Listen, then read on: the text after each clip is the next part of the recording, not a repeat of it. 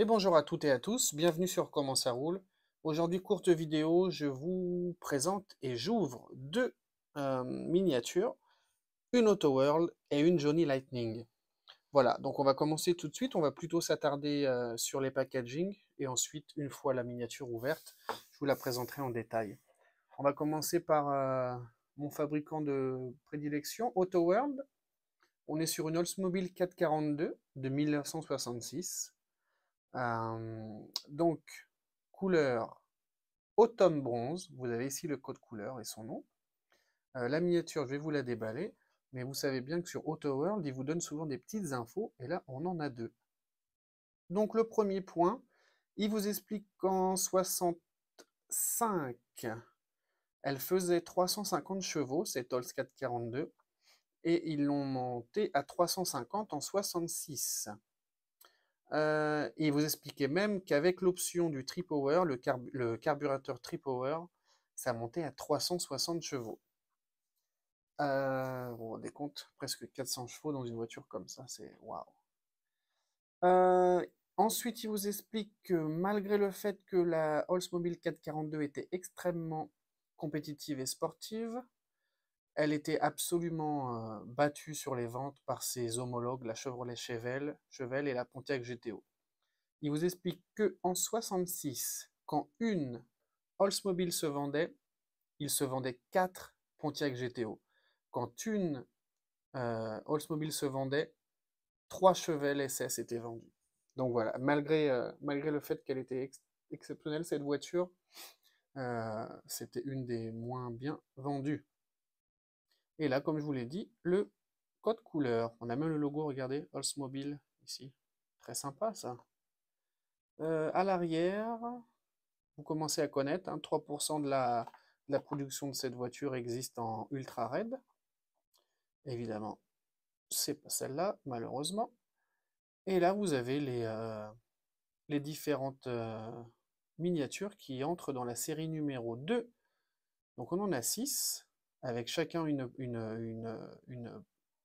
série, une catégorie plutôt.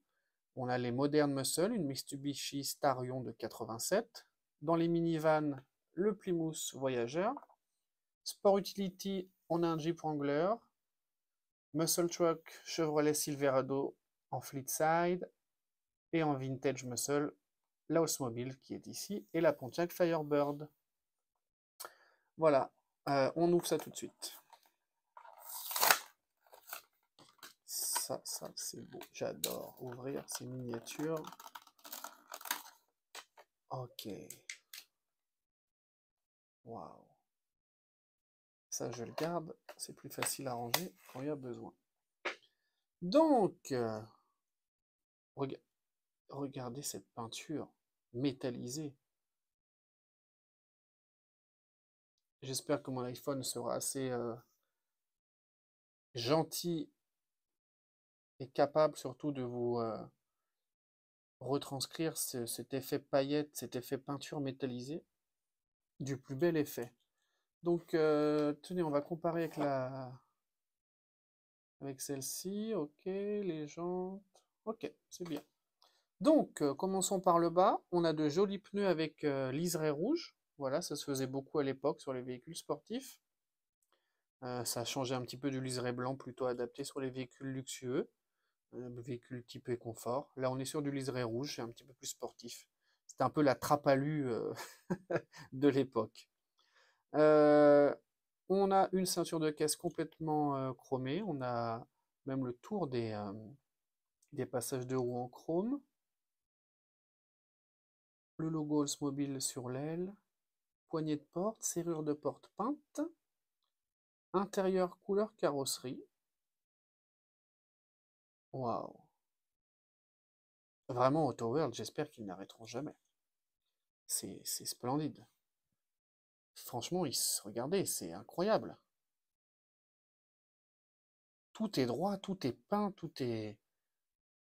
Tout... Je sais pas, il y a eu un petit bug avec mon portable, donc je vais répéter ce que je disais. Je trouve cette miniature extrêmement bien faite. Tout est droit, tout est peint. Regardez le logo Oldsmobile qui dit pas un mot, quoi. Il est là en rouge, c'est splendide. Quand vous voyez certaines Greenlight, j'en ai une à côté avec les feux qui ne sont même pas droits. Oh là là, je sais, je sais. On passe à l'arrière. Regardez l'inscription Oldsmobile dans le noir là. Est-ce qu'on a le droit à un focus, cher téléphone? Compliqué, hein. Ok. 442 écrit sur le coffre à droite, également sur la plaque. Vous voyez, je parle pas beaucoup parce que je la découvre en même temps que vous. On a les deux sorties d'échappement en dessous, évidemment sur châssis métal. Réservoir, ligne d'échappement, tout y est. Boîte de vitesse, carter d'huile. Waouh. Super. Désolé, je suis pas très bavard parce que vraiment je la découvre avec vous et je la trouve absolument splendide. Donc, puis en plus ça roule super bien. Allez, on passe à l'autre, la dernière. Celle-ci est une Johnny Lightning. Alors Johnny Lightning, euh, si je devais créer l'échelle pour moi de la miniature, en tout cas le palmarès, je mettrais Auto World en première position, en dessous Greenlight et en dessous Johnny Lightning. Voilà. Bien que on a parfois des belles surprises et je pense que ça va être le cas avec celle-ci. Je vais la déballer, donc on va s'y attarder après. Donc on est sur une miniature qui arbore la couleur Morton, compagnie de sel. Et là, vous avez, comme chez AutoWorld, deux petites informations. Donc là, il vous explique que le sel ou le sodium chloride est un des minéraux le plus abondant sur Terre et qu'il est essentiel pour la survie animale. En dessous, une info sur la voiture. Oui, parce que je ne vous l'ai pas dit, il s'agit d'une Ford Sedan de 1940. La Ford Sedan Delivery de 1940 pouvait être optionnée avec un 221 cubic inch de 85 chevaux V8 ou alors avec le 136 cubic inch, plutôt version économique, qui faisait que 60 chevaux. Derrière, très joli, beaucoup de couleurs sur ce blister de Johnny Lightning. Ça m'agace un peu ce téléphone qui fait du macro et du zoom tout seul. Qu'est-ce qu'on a? Un sticker collé là, c'est pas beau. Regardez, Post 43, Monkey, Blues Brothers. Ok, ça c'est les voitures de la série numéro 3. Et vous pouvez aussi regarder, enfin il vous propose plutôt, j'essaie de traduire en même temps et de lire en même temps, il vous propose également d'autres modèles qui ne font pas partie de cette série ici. Donc c'est chargé, c'est joli, c'est agréable à lire, et on est sur de la pop culture. Donc voilà, j'ai parfois même l'impression que Johnny Lightning travaille avec AutoWorld. On a la même police d'écriture, Collect All Six, à creuser. Allez, on ouvre ça tout de suite.